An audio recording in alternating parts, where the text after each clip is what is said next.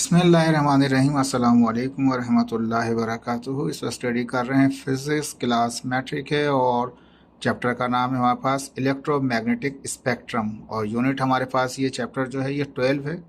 तो इसको third chapter कहा जाता है हमारे पास फिज़िक्स के अंदर। तो इसको स्टडी करेंगे हम इलेक्ट्रोमैग्नेटिक स्पेक्ट्रम। स्पेक्ट्रम का मतलब क्या होगा, यहाँ पे एक बैंड आ जाएगा हमारे पास। बैंड जो हो सकता है मुख्तलिफ चीज़ों का हो सकता है, लेकिन यहाँ पे जो बैंड है वो स्पेशली हम कलर का बैंड लेंगे। हम यहाँ पे जो एक स्टडी की जाएगी वो कलर के ऊपर स्टडी की जाएगी, यानी कि ऐसे कलर्स जो क्या कहते हैं इलेक्ट्रोमैग्नेटिक वेव की वजह से पैदा होते हैं। तो वो जो कलर्स होते हैं उनकी अपनी वेवलेंथ भी होती है, उनकी अपनी फ्रीक्वेंसी भी होती है, उनकी अपनी स्पीड भी होती है। देखिए याद रख लीजिए, पहले भी हम स्टडी कर चुके हैं, वेवलेंथ को भी स्टडी कर चुके हैं, हम फ्रीक्वेंसी को भी स्टडी कर चुके हैं और स्पीड को भी स्टडी कर चुके हैं। लेकिन अब यही तीनों चीज़ों को हम दोबारा से देखेंगे। कहीं पे वेवलेंथ की टर्म में देखेंगे, कहीं पे फ्रीक्वेंसी की टर्म में देखेंगे, कहीं पे स्पीड की टर्म में देखेंगे। लेकिन किसकी देखेंगे हम, ये वेवलेंथ, स्पीड और वेलोसिटी। तो याद रख लीजिए ये ऐसी वेव्स जो ट्रांसवर्सिव वेव होंगी हमारे पास, जिसको हम इलेक्ट्रोमैग्नेटिक वेव कहते हैं, EM वेव कहते हैं उसको।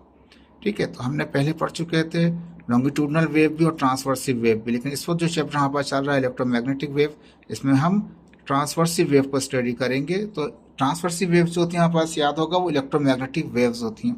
अब ये जो इलेक्ट्रोमैग्नेटिक वेव्स होती हैं जिनको हमें स्टडी करना है, उनकी फ्रीक्वेंसी, उनकी वेवलेंथ और उनको, तो ये किस तरह से इलेक्ट्रोमैग्नेटिक वेव जनरेट होती हैं। तो याद रख लीजिए, जब भी पार्टिकल ऑसिलेट करते हैं तो उनमें से रेडिएशन निकलती हैं। अब जाहिर बात है दुनिया के अंदर 114 एलिमेंट पाए गए हैं हमारे पास में, तो हर एक की अपना स्ट्रक्चर है, हर एक के अपना इलेक्ट्रॉन है, हर एक का अपना फिनोमेना है, अपनी केमिस्ट्री, अपनी फिजिक्स है उसकी, यानी कि फिजिकल प्रॉपर्टीज़ हैं, उसकी केमिकल प्रॉपर्टीज़ हैं। तो याद रख लीजिए बहुत सारे एलिमेंट ऐसे हैं जो क्या कहते हैं इस किस्म की रेस पैदा करते हैं जो एक्स रेज में इस्तेमाल होती हैं।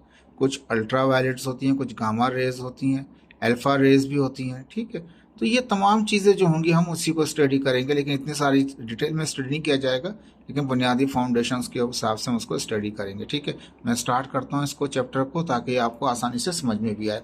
तो कहता है कि ये इलेक्ट्रोमैग्नेटिक स्पेक्ट्रम होगा, यानी कि पूरा चैप्टर का नाम ही हमारे पास इलेक्ट्रोमैग्नेटिक स्पेक्ट्रम, यानी कि इलेक्ट्रोमैग्नेटिक का तो होता है इलेक्ट्रिक फील्ड, और मैग्नेटिक फील्ड की वजह से जो वेव बनेगी उसे हम इलेक्ट्रोमैग्नेटिक वेव कहेंगे। अब उस जो वेव होगी हमारे पास जिसमें इलेक्ट्रिक फील्ड भी होगी, मैग्नेटिक फील्ड भी होगी, उनकी कॉम्बिनेशन से जो एक नई वेव बन रही होगी, उस वेव का जो स्पेक्ट्रम बनेगा, यानी कि उसकी वेवलेंथ, उनकी फ्रीक्वेंसीज, उनकी कलर्स, विजिबिलिटी, इनविजिबिलिटी, तमाम चीज़ों को स्टडी करेंगे। तो अब ये टॉपिक का चैप्टर का नाम है, लेकिन यहाँ से हम कुछ चीज़ें हैं जो समझाना चाह रहे हैं। यहाँ पे एक प्रिज्म दिखाया गया है।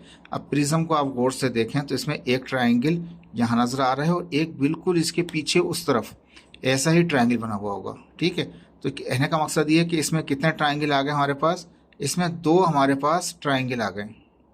एक ट्राइंगल ये नज़र आ रहा है आपको बिल्कुल सेम उस एज के ऊपर, इसके बिल्कुल पीछे जो उस तरफ जो बनेगा वो भी ऐसे बनेगा। दो ट्राइंगल तक पास ये हो गए। ठीक है, अब ये फेस है इसका, ये फेस जो है वो रेक्टेंगुलर है, याला फेस जो है वो भी रेक्टेंगुलर है, और एक बेस है बिल्कुल नीचे। तो कितने रेक्टेंगल हो गए इसमें, 3 रेक्टेंगुलर हो गए और 2 ट्राइंगल हो गए। जो बना इसे कहा प्रिज्म कहा गया। ठीक है, तो ये प्रिज्म जो है कहता है is a rectangular transparent block है। रेक्टेंगल की शक्ल में नजर आने वाला एक ब्लॉक है हमारे पास है, जो ज़्यादातर हमारे पास हमें गिलास की सूरत में लिया जाता है, लेकिन प्लास्टिक में भी मिल सकता है आपको, लेकिन हमने जो देखा ज़्यादातर वो ग्लास में ही देखा। It is a solid structure, ये एक सॉलिड किस्म का स्ट्रक्चर होता है, हैविंग 3 रेक्टेंगल। 3 रेक्टेंगल से एक ये फेस पूरी, तो वो इस तरह से जाके पूरा रेक्टेंगल बनेगा। एक फेस ये तो सामने नजर आ रही है आपको रेक्टेंगल की तरह से, और एक इसकी बेस होगी बिल्कुल नीचे रखा हुआ है जिसके ऊपर ये 3 इसमें रेक्टेंगुलर शेप हैं और 2 ट्राइंगल सरफेस हैं। एक फेस तो आपको सामने नजर आ रहा है, बिल्कुल पीछे जाके वहाँ पे इस एज के किनारे पे आपको ऐसे नजर आएगा। ठीक है जी, तो ये हमारे पास 2 ट्राइंगल और 3 रेक्टेंगल वाला एक प्रिज्म होता है हमारे पास। ये करता क्या काम है, जब लाइट इसमें से आती है तो लाइट इसमें से जब आती है तो बाहर हवा है, एयर है, तो एयर लेस डेंसर है, और ये डेंस मीडियम है हमारे पास। ठीक है, हवा इसमें से आती है और अंदर से पास होती है। जब भी लाइट आके किसी मटेरियल के अंदर से पास हो उसे हम रिफ्रैक्ट कहते हैं, रिफ्लेक्ट नहीं कहते। रिफ्लेक्ट में तो वापस चली जाती है, ये रिफ्रैक्ट है। तो रिफ्रैक्ट करेगी, अंदर से पास होगी और फिर इस मीडियम में से निकल के कहीं दूर निकल जाएगी। तो ये जो प्रिज्म होता है, याद रख लीजिए, ये हमारे पास एक रिफ्लेक्टिंग ऑब्जेक्ट होता है। सॉरी, रिफ्लेक्ट करना, रिफ्रैक्टिंग, रिफ्लेक्ट नहीं है, रिफ्रैक्टिंग। रिफ्रैक्ट करेगा, अंदर से वेव को, लाइट को पास करने देगा। ठीक है, तो वो रिफ्रैक्ट कहलाता है। तो रिफ्रैक्टिंग किस्म का एक सब्सटेंस है जिससे हम क्या करते हैं, जब लाइट इससे पास होकर दूसरे एंड से निकलती है तो वो स्प्रेड हो जाती है। स्प्रेड का मतलब क्या है, वो फैल जाती है मुख्तलिफ कलर के अंदर। ठीक है, तो ये हम कलर के अंदर, लाइट के अंदर इस्तेमाल करते हैं इसको, लाइट की विजिबिलिटी चेक करने के लिए। अब यहाँ स्टडी करेंगे आहिस्ता आहिस्ता। देखिए यहाँ प्रिज्म दिखा दिया, लाइट आई, लाइट अंदर से रिफ्रैक्ट हुई, रिफ्लेक्ट नहीं, रिफ्रैक्ट, अंदर से पास हुई, पास होके फिर उसने कलर दिखा दिया। वो कलर जो थे वो यहाँ पे दिखा दिए, red, orange, yellow, green, blue, indigo, violet. 7 colours होते हैं। तो लाइट जो सूरज की रोशनी होती है उसके, वो 7 कलरों से मिलकर बनी होती है। लेकिन प्रिज्म क्या करता है, हर एक को अलग अलग दिखा देता है हमारे पास।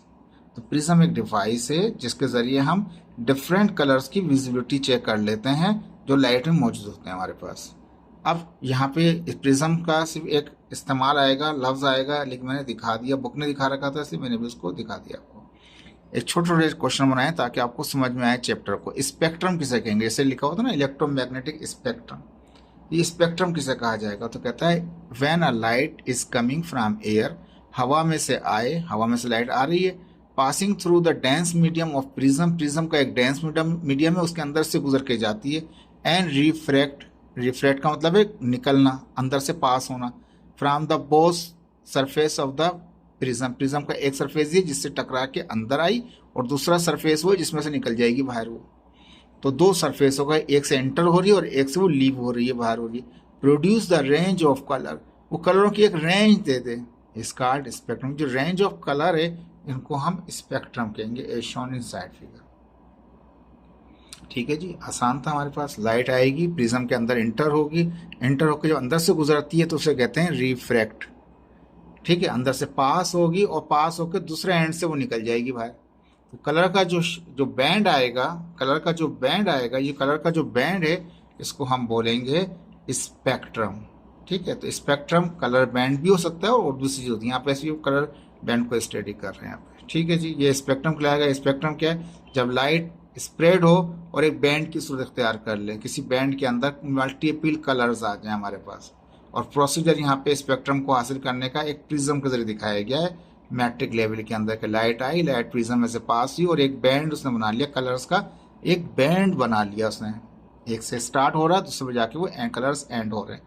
तो बैंड ऑफ कलर्स जो है, ये कलर्स का जो पैटर्न है, इसको स्पेक्ट्रम कहा जाता है। बैंड कहते हैं वो ज़्यादा बेहतर है। डिफाइन द डिस्पर्शन, तो डिस्पर्शन क्या होता है लाइट का। तो यहाँ पे ये जो लाइट दिखा रहा है ये आगे जाके फैल रही है, ठीक है, इसे डिस्पर्शन कहते हैं। प्रिज्म में से निकलने के बाद जो लाइट है वो डिस्पर्शन लाइट कहलाएगी। डिस्पर्शन लाइट जो हो रही है वो स्पेक्ट्रम भी बना रही है, ये भी कह सकते हैं इस तरह से भी। Define the dispersion of light, तो कहता है स्प्लिटिंग ऑफ लाइट। लाइट तो सीधी आई थी, एक सिंगल लाइट आई थी, लेकिन बाद में मल्टीपल कलर्स आ गए तो स्प्लिट हो गए। स्प्लिट का मतलब है, हम कहते हैं स्प्लिट का मतलब तोड़ देना। स्प्लिट का मतलब है तोड़ दिए, एक लाइट थी लेकिन उसको मल्टीपल कलर में ब्रेक कर दिया, तो स्प्लिट कहते हैं उसको तोड़ने को। तो स्प्लिटिंग द लाइट, लाइट को तोड़ दिया इनटू कंस्टिट्यूएंट कलर, मुख्तलिफ उसके कलरों में। After passing through the glass prism, glass prism से गुजरने के बाद उसने तोड़ दिया। इसका डिस्पर्शन ऑफ लाइट, इसको कहते हैं डिस्पर्शन। किसकी, लाइट आके ब्रेक हुई तो लाइट की डिस्पर्शन है। ठीक है, तो लाइट फैल गई, डिस्पर्स हो गई और साथ साथ क्या हो गई, वो स्प्लिट हो गई मल्टी कलर के अंदर। Light is not the single colour, light जो एक सिंगल कलर नहीं होता, but it is a mixture of 7 spectrum colour. 7 band का एक कलर होता है जो मिलकर व्हाइट कलर, ट्रांसपेरेंट कलर बना लेता है। प्रिज्म रिफ्रैक्ट, रिफ्रैक्ट का मतलब पास करता है था लाइट कलर को into 7 different colour. Light single एक लाइट कलर आया था, ट्रांसपेरेंट था वो, लेकिन बाद में उसने क्या किया, मल्टीपल 7 कलर दे दिया उसने, 7 different colour. Because of different refractive index of the 7, हर इसकी कलर की अपनी अपनी रिफ्लेक्टिव इंडेक्स है, इसी वजह से वो हर जो पास होगा उस बैंड में से वो अपना अपना कलर शो कर रहा होगा। तो स्पेक्ट्रम, इस कलर्स के बैंड को, हमारे पास कलर्स के पैटर्न को जो है उसको स्पेक्ट्रम भी कहते हैं, इसको डिस्पर्शन ऑफ लाइट भी कहते हैं। कहीं पे लफ्ज अगर स्पेक्ट्रम आ रहा होगा तो जहन में याद रहना चाहिए एक बैंड है, कलर्स का बैंड है जिसको स्पेक्ट्रम कह रहे हैं, जो प्रिज्म के बाद हमने हासिल किया है, ठीक है। और इसको डिस्पर्शन ऑफ लाइट भी कह सकते हैं, इसको स्पेक्ट्रम भी कहें तब भी बात हो रहेगी, डिस्पर्शन ऑफ लाइट कहें तब भी यही बात होगी, मल्टीपल कलर की ही बात हो रही होगी, ठीक है जी। ये दो क्वेश्चन बनाए थे छोटे छोटे। अब इसमें हमने डिफाइन करेंगे स्पेक्ट्रम ऑफ लाइट। जो लाइट निकल रही है इसका जो स्पेक्ट्रम बन रहा है, लाइट का स्पेक्ट्रम, उसी को डिफाइन करेंगे। देखें ब्रेक कर दिया मैंने ताकि स्पेक्ट्रम भी क्लियर है कि स्पेक्ट्रम का मतलब क्या होगा, बैंड ऑफ कलर होगा, और डिस्पर्शन का मतलब भी क्या होगा, बैंड ऑफ कलर होगा हमारे पास, जिसकी अब हर कलर की अपनी वेवलेंथ भी होगी, हर एक की अपनी फ्रीक्वेंसीज भी होगी, हर एक की अपनी स्पीड भी होगी। क्लियर? तो अब हम जो है इसी तरह ही जाएंगे आगे स्टडी करते हुए इसको, ठीक है। तो याद रख लीजिएगा जहन में, जो टॉपिक है हमारे चैप्टर जो हमारे पास है इलेक्ट्रोमैग्नेटिक स्पेक्ट्रम है। स्पेक्ट्रम आपने ले लिया, कलर्स ले लिए, ये सारे कलर्स हुए हैं जो आपको विजिबल कलर हैं, जो नजर आ रहे हैं। लेकिन कुछ ऐसी वेव्स होंगे जिनके कलर आपको नजर भी नहीं आते होंगे, ठीक है। वो हम बाद में बात करेंगे, अभी फिलहाल नहीं कर रहे हम, ठीक है। अभी जितना समझाते जा रहे हैं इतना जहनशीन कर लीजिए। स्पेक्ट्रम का मतलब मल्टीपल कलर का बैंड है हमारे पास। डिस्पर्शन ऑफ लाइट क्या है, वो स्प्लिट हो गया मल्टीपल कलर के अंदर, ठीक है। यहाँ तक तो क्लियर हो गया। अब कहता है define the spectrum of light. Light का स्पेक्ट्रम क्या है, यानी जो स्पेक्ट्रम बन रहा है, बैंड क्या है ये, जिसकी बैंड की आप बात कर रहे हैं, स्पेक्ट्रम की बात कर रहे हैं, मल्टीपल कलर की बात कर रहे हैं, है क्या।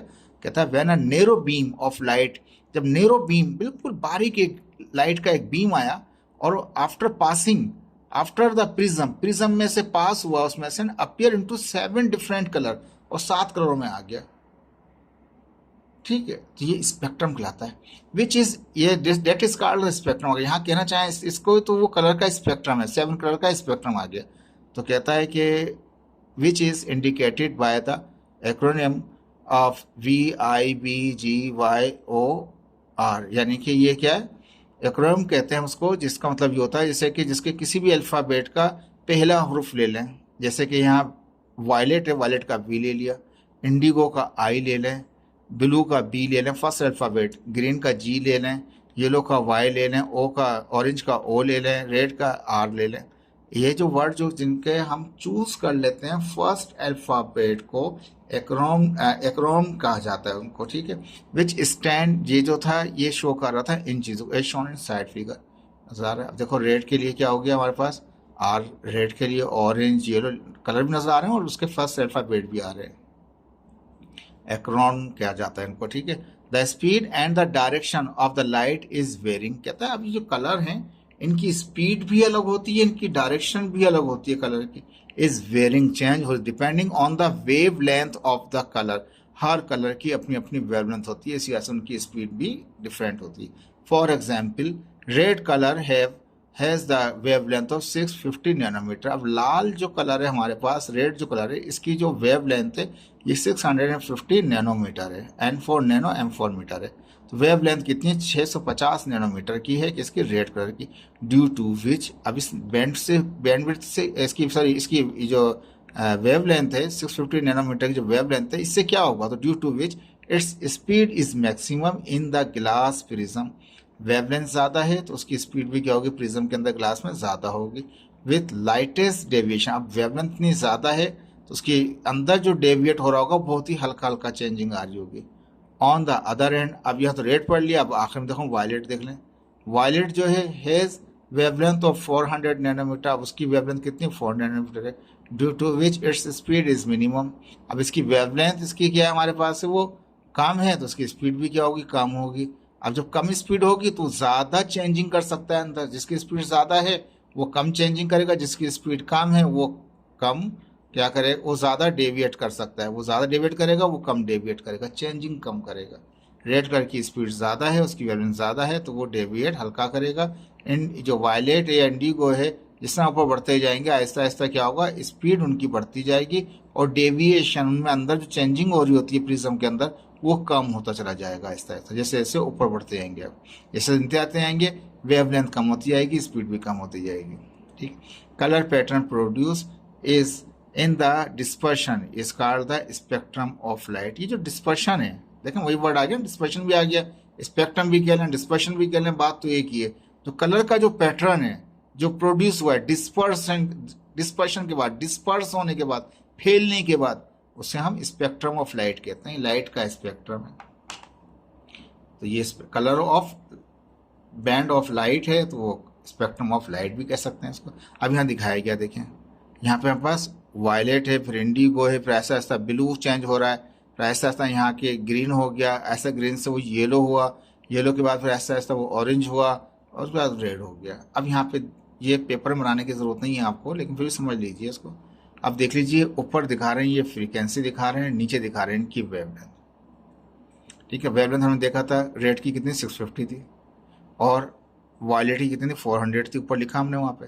अब जैसे जैसे यहाँ पर बढ़ते जा रहे हैं तो वेवलेंथ बढ़ती जा रही है। ठीक है, वेवलेंथ बढ़ती जा रही है यहाँ पे। ठीक है, और फ्रीक्वेंसी आहिस्ता आहिस्ता क्या होती जा रही है उनकी, कम होती जा रही है। देखा 750 था, 675 था, 630 था, 590 था, 525 था, 510 था, 460 था हमारे पास।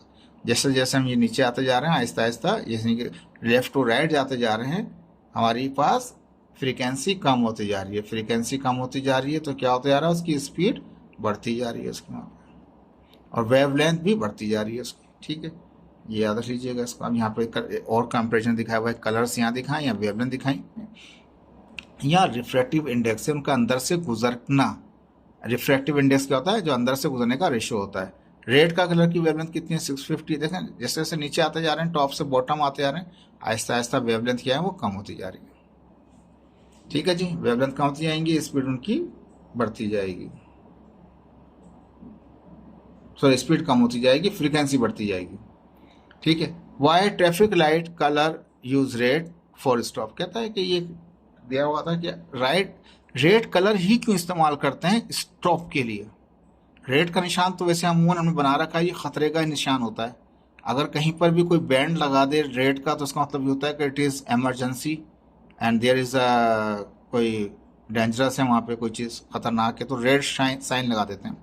तो रेड कलर जो होता है वो उसकी एक लॉजिक है जो आपकी किताब में समझाई गई है। उन्होंने ये कहा कि रेड कलर अगर बारिश भी हो रही हो तब भी दूर से नजर आ जाता है। अगर स्मोक हो, स्मोकी एरिया हो रहा हो, हवा में स्मोक हो रहा हो, तब भी रेड कलर, बाकी कलर आए नजर ना आए, रेड कलर जरूर नजर आ जाएगा आपको पास। ठीक है, अगर आपके पास कहीं फोग आ गई है तब भी क्या होगा, रेड कलर नजर आ जाएगा, क्योंकि ये कलर जो है वो पेनिट्रेट कर जाता है, अंदर से पास कर जाता है। बाकियों इसकी वेवलेंथ, इसकी फ्रीक्वेंसी अंदर से पास करा लेती है रेड कलर की। रेड आपने देखा था अभी, रेड सबसे टॉप था उसका। अब यहाँ पे हमने देखा जो पढ़ रहे थे, देखो उसी की एप्लीकेशन आ गई ना यहाँ पे। रेड कलर उनकी क्या है, वेवलेंथ ज़्यादा है, वेवलेंथ भी ज़्यादा है और उनकी स्पीड भी ज़्यादा है, वो दूर तक ट्रेवल कर सकता है रेड कलर। ठीक है, तो बाकी कलर दूर तक नहीं जाएंगे। रेड कलर होगा, रेड लाइट है, दूर से उसको बदल जाएगा, चाहे बारिश में भी बदल जाएगा उसको, धुएं में बदल जाएगा उसको, फोगी उसमें बदल जाएगा उसको। कहता है red colour is use in the traffic signal. Red colour को हम ट्रैफिक सिग्नल में इस्तेमाल करते हैं because red colour has the highest wavelength, बहुत ज्यादा बड़ी वेवलेंथ है। मैं दिखाया था आपको विजिबल कलरों के अंदर, ये जितने कलर दिखाए सारे विजिबल है, नजर आने वाले हैं। तो विजिबल कलरों के अंदर सबसे ज्यादा वेवलेंथ किसकी, वो रेड की है, याद रख लीजिए। And the air molecule less scattered, हवा के जो मॉलिक्यूल है ना वो इसको डिस्पर्स नहीं करते, बाकी कलरों को डिस्पर्स करके फैला देते हैं, लेकिन वो नजर भी नहीं आते सही दूर से। लेकिन रेड कलर को डिस्पर्स नहीं कर सकते, कौन से, एयर के पार्टिकल। देखा अल्लाह ताला की शान है। बाकी कलर कर लेते हैं, उनकी वेवलेंथ कम है इसलिए वो स्कैटर्ड हो जाते हैं, वो फैल जाते हैं, मुंतशिर हो जाते हैं। लेकिन रेड कलर सीधा रहता है अपनी जगह पे, पॉइंट पे रहता है अपने। It can travel the longest distance, ये दूर तक सफर कर लेता है रेड कलर। एंड पेनिट्रेट, अंदर से पास होता जाता है, through the rain, moist, fog, what ever, जो भी वहाँ पास हो, कैसा भी वेदर खतरनाक हुआ हो, लेकिन वो फिर भी पास हो जाता है। Due to this reason red colour is used in traffic signal to make the stop light visible from a far distance. अगर दूर से भी नजर आ जाए कि जी रेड कलर है, क्योंकि रेड कलर बारिश में भी नजर आ जाएगा, और दूसरा आपके या कहते हैं फोग वगैरह होगी, धुंध वगैरह होगी, उसमें भी नजर आ जाएगा आपके पास। तो रेड कलर की लॉजिक ये है कि उसकी वेवलेंथ ज्यादा है, उसकी वो ट्रेवल कर सकता है लॉन्ग डिस्टेंस, उसकी फ्रीक्वेंसी कम है, low frequency can travel to the large distance there. ठीक है जी, इसके बाद एक और बड़ा अच्छा सा दे रखा था कि एक्सप्लेन करें dispersion of light through water droplet. कहता है कि ये बता दीजिए कि पानी का जो एक कतरा है इसमें से लाइट जो गुजरती है तो डिस्पर्स कैसे हो जाती है। डिस्पर्स का मतलब क्या है, वो बैंड बना लेगी, कलर बना लेगी।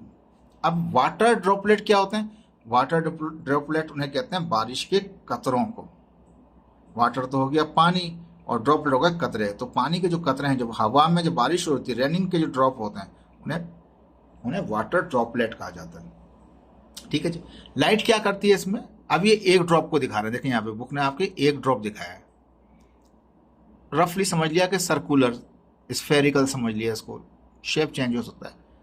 लाइट वेव्स आई और बाहर से आके रिफ्लेक्ट करती तो चली जाती, पहले ही बाहर क्यों मुड़ जाती? मुड़ी नहीं, अंदर गई। जो अंदर चली जाती है किसी चीज के मीडियम के अंदर से पास, और उसे कहते हैं रिफ्रैक्शन। क्या कहते हैं उसको? रिफ्रैक्शन। जब किसी मटेरियल के अंदर से गुजरे, अब लाइट आई, बाहर से रिफ्लेक्ट नहीं हुई, अंदर से जा रही है, तो क्या करें? रिफ्लेक्शन। अंदर ही है, देखिए यहाँ पे ये लाइट यहाँ से गई, यहाँ जाके टकरा के यहाँ आ गई। दूसरा लाइट का हिस्सा गया, जाके टकराया और वो यहाँ आ गया। ये बाहर नहीं निकला। कहीं समझो कि ये एरो बना रहे हैं तो उसका मतलब ये बाहर निकल गया, यहाँ से बाहर नहीं निकला। ये बता रहा है कि इस सरफेस के, ये जो सरफेस का एंड बाउंड्री है, वहां से बाहर नहीं निकला, अंदर ही वो रिफ्लेक्शन हो गया। अंदरूनी रिफ्लेक्शन हुआ है, अंदर रिफ्लेक्ट कर गई है, अंदर रिफ्लेक्शन हुआ है, लेकिन बाहर नहीं निकली। फिर दूसरे एंड से वो बाहर निकल गई। जब बाहर निकली तो डिस्पर्स हो गई, डिस्पर्स हो गई तो डिस्पर्शन हो गया, डिस्पर्शन हो गया तो बैंड बन गया। एक कलर नजर आता है जिसको रेनबो कह देते हैं। क्या होता है? ये एयर वाटर ड्रॉपलेट जो होते हैं, बारिश के कतरे जो होते हैं, वो एयर के अंदर वो सस्पेंड हो जाते हैं, हैंग हो जाते हैं, वो नीचे नहीं आ पाते, हवा में ही होते हैं ऊपर। जब रोशनी उसमें से गुजरती है तो क्या होता है? टकराने के बाद उसमें से पार नहीं हो जाती, दूसरी तरफ नहीं जाती, अंदर टकरा के वापस बेक हो रही होती है। और अगर ज़मीन के लेवल से 40 डिग्री के लेवल पर कोई खड़ा है तो उसको देख सकता है। 40 या 42 जो भी रख लें, नियरली 40 कहा जाता है। तो ये जो बैंड बनता है इसे रेनबो कहा जाता है। ठीक है जी। वाटर ड्रॉपलेट आर रफली कहता है कि स्फेरिकल इन नेचर, जिसको समझ लें कि ये स्फेरिक गोल एक नेचर का है, एंड कंटेन वाटर, इसमें पानी होता है। ड्रॉपलेट के अंदर ऐसा नहीं पानी नहीं होगा, कोई मालिक्यूल ही होगा, इसमें पानी है। विथ अ रिफ्रैक्टिव इंडेक्स, यानी कि इसका एक रिफ्रैक्टिव इंडेक्स है वाटर का। इस तरह से that enable light to refract, कि लाइट इसके अंदर से गुजरे, इसके अंदर से पास हो। रिफ्रैक्ट का मतलब होता है अंदर से गुजरना, और रिफ्लेक्ट का मतलब होता है बाहर से टकरा के निकल जाना। तो लाइट टू रिफ्रैक्ट, अंदर से पास हो। व्हेन सनलाइट स्ट्राइक वाटर, जब पानी, जब रोशनी, सन जो है उसकी रोशनी टकराती है इन पानी के वाटर ड्रॉपलेट से, which are suspended in the air, हवा में मोलक होते हैं, सस्पेंड हुए होते हैं। लाइट इज रिफ्रैक्टेड, रिफ्लेक्ट में अंदर से गुजरेगी, इनसाइड द वाटर ड्रॉपलेट के अंदर जाती है, and under goes the total internal reflection, अंदर वो टकरा के टकराना शुरू करती है। टोटल इंटरनल रिफ्लेक्शन होता है उसके अंदर, इनसाइड द वाटर ड्रॉपलेट में, and refracted back to the air, बाद में रिफ्लेक्ट होकर अंदर से बाहर निकल जाती है हवा के अंदर। And dispersion occur in the air, हवा के अंदर एक डिस्पर्शन आ जाता है, टू शो द रेनबो, जो शो कर रहा होता है रेनबो को। With the 40 degree above the ground, जमीन के कितने लेवल के ऊपर? 40 डिग्री तक अबव ये बन रहा होता है, जो आपको आम आंख से नजर आता है। All the tiny water droplet, जो छोटे छोटे, ये तो एक बड़ा दिखा रखा है आपको समझाने के लिए, बहुत ही छोटे छोटे नन्हे किस्म के, क्या कहते हैं, ये वाटर ड्रॉपलेट होते हैं। Act as a tiny prism, ये एक प्रिज्म का काम करते हैं। प्रिज्म ये होता है, लाइट आई और उसने एक बैंड दे दिया, कलर बैंड दे दिया। तो वाटर ड्रॉपलेट क्या काम करते हैं? वो टाइनी प्रिज्म का काम करते हैं। ये बड़ा इंपॉर्टेंट पॉइंट है। Dispersing the light spectrum in the sky, हवा के स्काई में, ऊपर आसमान के ऊपर क्या करते हैं? लाइट का एक स्पेक्ट्रम बना देते हैं, ऐसे रेनबो की तरह। And reflecting the light to your eyes, वो टकरा के आपकी आंख में आ रहा होता है। आप कहते हैं क्या शानदार अल्लाह ताला की शान है कि उसने कलर, मल्टीपल कलर दिखा दिए लाइट के, किसके जरिए? वाटर ड्रॉपलेट जरिए, जो कुदरती क्या कहते हैं, जैसे प्रिज्म का काम करता है। As shown in side figure नजर आ रहा है। When you look at the sky, जब आप आसमान की तरफ देखते हैं, water droplet emit wavelength of light associate with a colour, water droplet क्या करते हैं? जिसकी जो कलर होता है उसी हिसाब से उसकी कलर शो करा देता है। From the violet to the red, violet से लेकर रेड तक के मल्टीपल कलर दिखाता है, जो जिसकी जो वेवलेंथ होती है उसी हिसाब से वो कलर आता जाता है। अल्लाह ताला की शान है। कभी ऐसा नहीं होता कि आगे पीछे हो जाए, ये सेम अपने पैटर्न पे आते हैं, क्योंकि ये फ्रीक्वेंसी वाइज ही बन रहे होते हैं। That is called rainbow. ये फिनोमेना होता है जो हवा के अंदर मोलक रह जाते हैं, सस्पेंड जाते हैं, एयर ड्रॉपलेट जब लाइट इनमें से गुजरती है, अंदर टोटल इंटरनल रिफ्लेक्शन होता है, वो उस एंड पे नहीं निकलती, वापस बैक आती है और हवा के अंदर एक डिस्पर्शन दिखाती है, एक बैंड दिखाती है कलर का, इसको हम रेनबो कहते हैं। देखिए समझ में आ रहा होगा आपको ये। देखिए इंटरेस्टिंग है ये सारा, चाहे फिजिक्स ही सारे इंटरेस्टिंग है, कोई मुश्किल नहीं है इसके अंदर, लेकिन थोड़ा सा जहन लगा के रखेंगे तो आपको ये फायदा पहुंचाएगी ये। अब देखिए यहाँ पे व्हाट इज इलेक्ट्रोमैग्नेटिक वेव। अब चैप्टर हमारा था इलेक्ट्रोमैग्नेटिक स्पेक्ट्रम था, याद रखें आप। पहले हमने स्पेक्ट्रम पढ़ा, फिर डिस्पर्शन पढ़ा, ठीक है, फिर हमने उसके अंदर एक प्रिज्म के जरिए, एक वाटर ड्रॉपलेट के जरिए भी चेक कर लिया उसको कि ये क्या कर सकता है, कलर का बैंड किस तरह से आएगा। ये तो स्पेक्ट्रम तक की हद तक हो गया बैंड की कहानी। लेकिन स्पेक्ट्रम किसका था? इलेक्ट्रोमैग्नेटिक स्पेक्ट्रम था चैप्टर का नाम। तो बैंड तो यही रहेगा जो विजिबल कलर वाला है, ठीक है। लेकिन अब कह रहा है इलेक्ट्रोमैग्नेटिक वेव। पहले कहता है कि इलेक्ट्रोमैग्नेटिक वेव क्या है। जब देखिए हमने एक फिगर दिखाई है जिसको कलर वाइज दिखाया है। देखें ये एक ब्लू कलर है जो क्या कर रहा है, अप डाउन मूव कर रहा है। ये blue colour up down move कर रहा है, जो इलेक्ट्रिक फील्ड को शो कर रहा है, ब्लू कलर। और एक हमारे पास ये हो गया वर्टिकल जो आ रहा है ये इलेक्ट्रिक है, और जो दूसरा वाला आ रहा है हॉरिजॉन्टल आ रहा है, जो रेड में नजर आ रहा है आपको, वो है magnetic field induction. Electric field intensity यानी कि इलेक्ट्रिक फील्ड और मैग्नेटिक फील्ड आपस में क्या होता है, परपेंडिकुलर होता है। दोनों के दरमियान एंगल कितना होता है, 90 का होता है। अब इन दोनों की वेव से मिलके जो एक वेव का पैटर्न बनता है उसे कहते हैं इलेक्ट्रोमैग्नेटिक वेव। और ये जो ब्लैक कलर नजर आ रहा है ये इसकी डायरेक्शन को शो कर रहा है, जो उधर जा रहा है, डायरेक्शन इधर जा रही है। ये अप जा रहा था, इलेक्ट्रिक फील्ड अप जा रही थी तो वर्टिकल थी, तो ये मैग्नेटिक फील्ड क्या थी, वो हॉरिजॉन्टल थी। वाइस वर्सा, किसी को भी किसी से कहते हैं आप, एक हॉरिजॉन्टल है तो एक वर्टिकल है। हॉरिजॉन्टल वर्टिकल में एंगल कितना होता है, 90 का होता है। दोनों के दरमियान एंगल 90 का है। दोनों से मिलके जो वेव बन रही है, जैसे प्रोपोगेट हो रहा है, ब्लैक कलर में नजर आ रहा है एरो आपको कि वहां जा रहा है, कि इसकी डायरेक्शन ऑफ प्रोपोगेशन है किसकी, इलेक्ट्रोमैग्नेटिक वेव। तो इलेक्ट्रोमैग्नेटिक वेव का मतलब ये, उसमें इलेक्ट्रिक वेव भी, इलेक्ट्रिक फील्ड भी है और मैग्नेटिक फील्ड भी है, ठीक है भाई। अब एक क्रस्ट से क्रस्ट तक का, एक टफ से टफ तक का, वो वेवलेंथ कहलाता है। ये पता है आपको, पुरानी डेफिनेशन है।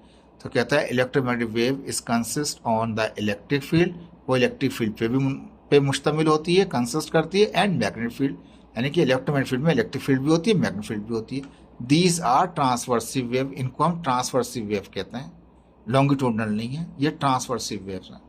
They can travel through space and vacuum. Transverse wave की प्रॉपर्टी है कि वो मीडियम ना हो तब भी सफ़र कर लेती है। स्पेस यानी कि खाला के अंदर चले जाएं, खाला के नहीं, खाला के अंदर, स्पेस के अंदर। वैक्यूम जहाँ पे हवा ही नहीं है, कोई मीडियम ही नहीं है, कुछ भी, नथिंग। सूरज इतनी दूर है, वहां से रोशनी हम तक आती है, तो लाइट क्या है, वो इलेक्ट्रोमैग्नेटिक वेव की नेचर है। तो ये स्पेस में भी ट्रेवल कर सकती है। और इसका मतलब ये नहीं कि खला में ही काम करेगी ईएमएफ, नहीं भाई साहब, ये दुनिया में भी काम कर रही होती है। इसको मीडियम की जरूरत नहीं होती। लॉन्गिट्यूडनल वेव्स को मीडियम की जरूरत होती है, ट्रांसवर्सिव वेव को मीडियम की जरूरत नहीं होती। देखें पुराने लेक्चर मैंने बता रखे हैं, आप वहां जाके देख लीजिएगा, बहुत डिफाइन किया हुआ है इसमें।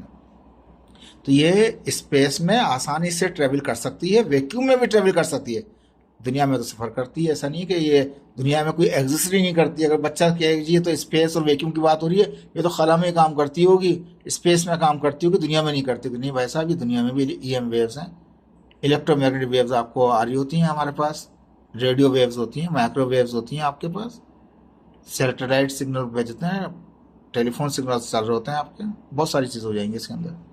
तो ये ध्यान रख लीजिएगा, ये मीडियम और विदाउट मीडियम भी ट्रेवल कर सकता है ये। लेकिन स्पेस के लिए सोचता है कि वहाँ को मीडियम, वहाँ पे दूसरी जो वेव्स हैं, जो लोकल वेव्स वगैरह होती हैं, जिनको मीडियम जरूरत होती है, वो वहाँ सफ़र नहीं कर सकती हैं। साउंड वेव्स वगैरह वहाँ सफ़र नहीं कर सकती।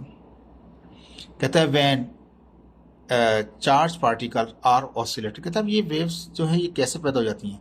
कहता है कि जब चार्ज पार्टिकल या करते हैं ऑसिलेट करते हैं। ऑसिलेट मतलब क्या, अपनी जगह पे वो हिलते रहते हैं। That is called oscillation. During oscillation वो हिल रहे होते हैं पार्टिकल अपनी जगह पे। These particles are radiated electromagnetic waves. वो पार्टिकल क्या करते हैं, इलेक्ट्रोमैग्नेटिक वेव को वो क्या करते हैं, इमिट कर देते हैं। लेकिन सारे पार्टिकल्स नहीं, दुनिया में गैसेस भी हैं, लिक्विड भी हैं, मेटल्स भी हैं, नॉन मेटल्स भी हैं, मुख्तलिफ चीज़ें पाई जाती हैं दुनिया के अंदर। हर एक नहीं करता।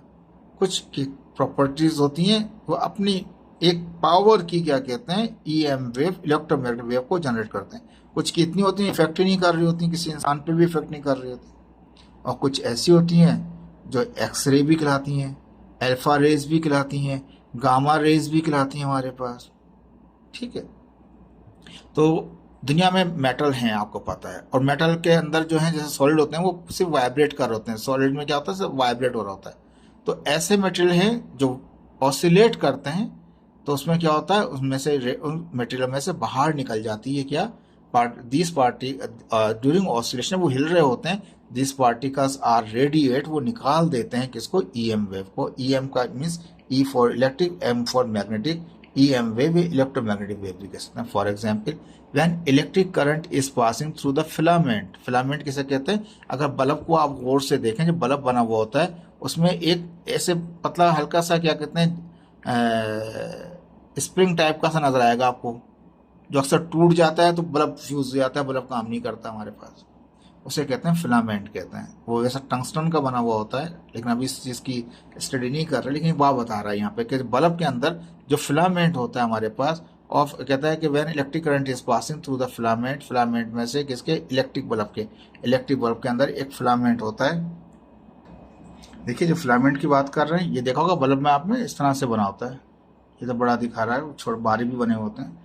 ये फिलामेंट होते हैं जिनमें से इलेक्ट्रिक करंट पास होता है, तो क्या होता है कि ये हीटअप हो जाते हैं, और नतीजा क्या करते हैं, ये ग्लो करते हैं एकदम से। जब ग्लो करते हैं तो अपने पावर को, एनर्जी को इसमें डेसिपेट कर देते हैं। नतीजन क्या होता है, फाइनली लाइट ग्लो करती है। लाइट ग्लो करती है तो उसमें क्या होता है, वहाँ जनरेट हो जाती है क्या चीज़ आपके पास, EM वेव। वैन पार्टी कहता है कि सॉरी यहाँ पे for example when electric current is passing through the filament of electric bulb, filament में से भी दिखाया मैंने आपको किस तरह से करंट पास हो रहा था। द मेटल फिलामेंट रेडिएटेड, क्या करता है, फाइनली वो रेडिएट करता है किसको, इलेक्ट्रोमैग्नेटिक वेव को, in the form of light. किसकी फॉर्म के अंदर, रोशनी की। रोशनी जो निकल रही होती है वो इलेक्ट्रोमैग्नेटिक रेडिएशन निकल रही होती है। This light is infrared and visible light, और ये नजर आने वाली इंफ्रारेड रीजन की एक लाइट होती है जो हेल्प कर रही होती है, अंधेरे के अंदर नजर आ रहा होता है। ठीक है, तो ये एक एग्जाम्पल थी आपके पास EM वेव की। An oscillating electric current can send, जब अल्टरनेटिंग जो कहता है हमारे पास ऑसिलेट करता हुआ इलेक्ट्रिक करंट जो है वो सेंड कर सकता है रेडियो वेव को एक जगह से दूसरे जगह पे। और दूसरी किस्म की रेडिएशन भी होती है हमारे पास इलेक्ट्रोमैग्नेटिक वेव की, EM वेव की, स्पेक्ट्रम्स की, वो माइक्रोवेव्स भी हो सकती हैं, अल्ट्रावायलेट भी हो सकती हैं, अल्ट्रावायलेट लाइट भी हो सकती है, एक्सरे, गामा रे, अल्फा रे, तमाम की तमाम क्या है हमारे पास को EM वेव्स में आ जाती है यहाँ पास। ठीक है जी। अब इसके बाद कहता है like all other waves it obey the equation, तमाम जो वेव्स हैं वो ओबे करती हैं किसको, speed is equal to frequency into wavelength. Speed जो है c इस्तेमाल कर रहे हैं क्योंकि इलेक्ट्रोमैग्नेटिक वेव है तो स्पीड ऑफ लाइट से सफ़र करती हैं। EM वेव जो हैं वो ट्रेवल करती हैं the speed of light. f frequency और वेवलेंथ क्या, वो लैम्डा है। All electromagnetic wave travel through the space और वैक्यूम, स्पेस में भी वैक्यूम में भी किस स्पीड से चलते हैं वो 3 इंटू 10⁸ किलोमीटर, ये किलोमीटर में दे रखा है मेरे पास, अगर मीटर में करेंगे 3 × 10⁸ मीटर पर सेकंड जाएगा, लेकिन यूनिट 10, 100, 1000, 10,000 लेख 3 लाख किलोमीटर पर सेकंड होता है। लेकिन यहाँ पे क्या बन जाता है, उसको जब मीटर में करते हैं तो कितना 3 × 10⁸ मीटर पर सेकंड बन जाता है हमारे पास। तो जब भी हमारी बात करेंगे हम स्पीड ऑफ लाइट की, तो स्पीड ऑफ लाइट क्या हो, स्पीड ऑफ लाइट या स्पीड ऑफ इलेक्ट्रोमैग्नेटिक वेव क्या होगी, वो c हम सिंपली कंसिडर कर लेंगे 3 × 10⁸। वेवलेंथ दे रहा होगा, फ्रीक्वेंसी मालूम कर लेंगे। अगर वेवलेंथ दे रहा है तो फ्रीक्वेंसी मालूम करना करेगा, क्योंकि c तो पता है आपको, c तो फिक्स हो गया 3 × 10⁸। इन दोनों में से कोई एक चीज दे रहा होगा, वेवलेंथ दे रहा होगा तो फ्रीक्वेंसी मालूम कर होगा, फ्रीक्वेंसी दे रहा तो वेवलेंथ मालूम करना होगा, ये याद रख लीजिए आप।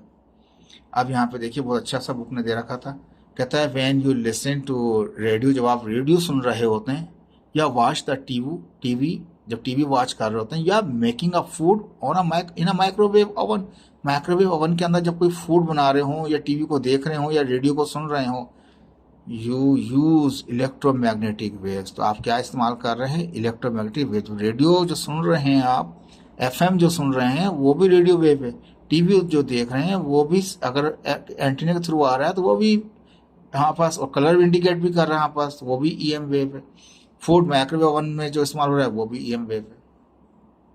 अब देखिए यहाँ पे कहता है लाइट ईयर किसे कहा जाता है। अक्सर कहते हैं ना टेलीस्कोप गया हुआ है, वो इतने लाइट ईयर फासले के ऊपर है, ये चीज़ इतने लाइट ईयर पर है। ये चीज़ लाइट ईयर का मतलब होता है डिस्टेंस।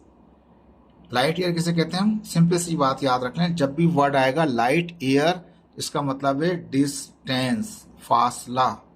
ऐसा फासला जो बहुत दूर है, स्पेस में कोई फासला जो कैलकुलेट करेंगे, स्पेस का फासलों को हम लाइट ईयर से कैलकुलेट करते हैं। कहता है light year is the distance. Light year क्या है, वो डिस्टेंस है।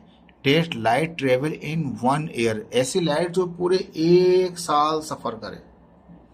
तो कहता है कि लाइट ईयर का मतलब है 1 साल ट्रेवल करने वाला सफर, ठीक है। 1 ईयर लाइट ट्रेवल करे उसे कहेंगे लाइट ईयर कहेंगे। लेकिन ये लाइट ईयर से मुराद ये क्या है, ये टाइम नहीं है, ये डिस्टेंस है, याद रख लीजिएगा। बच्चे अक्सर गलती कर देते हैं, लाइट ईयर को समझते हैं ये टाइम होगा, टाइम नहीं है, इट इज़ डिस्टेंस। ये डिस्टेंस होता है। Light travel through Interstellar space at three, ये वही बता रहा है हमारे पास, यूनिट 10, 100,000 लाइक 3 लाख किलोमीटर पर सेकेंड। लेक में कहते हैं या 3 × 10⁸ मीटर पर सेकंड कर लें। हम किलोमीटर में नहीं, मीटर पर सेकंड ज़्यादा करते हैं, तो उसका आसान सा रेंज है याद करने का। 3 × 10⁸ मीटर पर सेकंड सफ़र करता है स्पेस के अंदर। तो कहता है 1 साल, 1 ईयर में कितना 365 दिन होते हैं। अब 360 अपनी जगह। एक डे में कितने घंटे होते हैं, एक दिन में कितने घंटे होते हैं, 24 घंटे होते हैं, ठीक है। 1 घंटे में कितने मिनट होते हैं, 60 मिनट होते हैं। 1 मिनट में कितने सेकंड होते हैं, 60 सेकंड। सबको मल्टीप्लाई कर दिया, ये इतना आ गया हमारे पास। अब एक light year S = VT, distance बराबर है वेलोसिटी इंटू टाइम के, ठीक है ना। ये फॉर्मूला S = VT जो 9th में पढ़ा था आपने, अभी पहले ही पढ़ चुके हैं आप। S = VT, V कितना है, वो स्पीड है। 3 × 10⁸ कर लें, मीटर में रखें, किलोमीटर दिया हुआ है, लेकिन आप उसको मीटर करें। 3 × 10⁸ मीटर पर सेकेंड। और टाइम कितना है 1 साल का, वो ये रहा आपके पास। उसको भी पॉइंट में करना चाहें पॉइंट में कर लें, 3.15। और कितने ज़रूर जाएंगे, 1 2 3 4 5 6 7 हो जाएंगे, 10⁻7। वो 8 और 7 कितने जाएंगे, वो 13 हो जाएंगे आपके पास। उनको मल्टीप्लाई कर दें, ये आ जाएगा एक लाइट ईयर का डिस्टेंस। एक लाइट ईयर का डिस्टेंस कितना होता है, वो 9.46 × 10⁻13 मीटर होता है। एक लाइट ईयर का जो फासला होता है वो 9.45 या 9.5 कह लें, राउंड ऑफली आप 9.5 के करीब होता है, और 10⁻13 हो जाता है मीटर, ठीक है। लाइट ईयर क्या है, ये डिस्टेंस है, ये याद रख लीजिएगा।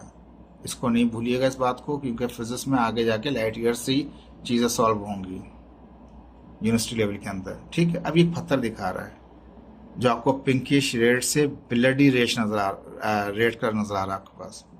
इसे रूबी कहा जाता है। ये रूबी कोई लड़की का नाम नहीं है भाई, कहीं वो समझें। ये हम इस्तेमाल करते हैं लेज़र बीम के लिए और ऑर्नामेंट के लिए, जो क्या कहते हैं ज्वेलरी वगैरह में भी इस्तेमाल किया जाता है। ये मैंने दिखा दिया क्योंकि इसका एक प्रॉब्लम दिया हुआ था। ये पिंकिश रेड टाइप होता है, टू द कहाँ तक होता है, ब्लडी रेड कलर में होता है। हमारे पास स्टोन होता है, पत्थर होता है, मिनरल होता है। ये हमारे पास क्रिस्टल कह रहे हैं आप सल्फात में, ये क्रिस्टल होता है, ठीक है। अब इसको इस्तेमाल करते हैं, किस के लिए इस्तेमाल करते हैं वो भी आपको दिखाते हैं यहाँ पे। ये देखें, ruby laser emit the beam of red light. ये रूबी लेज़र जो है ये इमिट करती है रेड लाइट को। रेड ही कलर है उसका, ब्लडी रेड है वो। Having a wavelength of 694.3 nanometre. Calculates इस फ्रीक्वेंसी। ये क्या दे रहा है, वेवलेंथ दे रहा है, फ्रीक्वेंसी। स्पीड तो आपको पता है, ठीक है। तो ये क्या था, wavelength lambda = 694.3 nanometre. N for nano, nano का मतलब 10⁻9, M अपनी जगह मीटर, ठीक है। इसको क्या था, इसको पॉइंट को यहाँ से हमने यहाँ शिफ्ट कर दिया, 6.9 कर दिया। 694 था तो इसको पॉइंट को यहाँ ले गए, 2 डिजिट ले गए, तो ये पहले ही 9 था तो वो प्लस में होगा, तो क्या हो जाएगा, 7 बचेगा। -9 में से +2 ऐड किया तो क्या होगा, -7 हो गया। फ्रीक्वेंसी मालूम करना है। स्पीड ऑफ तो पता है, इसकी आपको माइक्रोवेव की या इलेक्ट्रोमैग्नेटिक वेव की कितनी, 3 × 10⁸ मीटर पर सेकंड होता है। सिंपल सा फार्मूला था। v is equal to f lambda. ठीक है, अगर f मालूम करना है तो ये लेमडा वहाँ जाकर डिवाइड कर देगा, डिवाइड कर देगा। v का मतलब c हमारे पास, c आपको पहले मिला हुआ 3/8 डिवाइड कर देंगे 6.94 10⁻7 के, ये आ गया आपका फ्रीक्वेंसी। ठीक है, तो ये एक रूबी का था केस जिसमें क्या कहते हैं लेज़र बीम इस्तेमाल की बना रखी थी हमने। ये एग्जाम्पल था, देखें इसको समझिएगा, कोशिश कीजिएगा। और जो टर्म्स बताई गई हैं आज, आप इन टर्म्स को अच्छी तरह से रिकॉल कीजिएगा ताकि ये आपकी हेल्प करे इस चैप्टर को समझने में। थैंक यू सो मच, अल्लाह हाफिज़।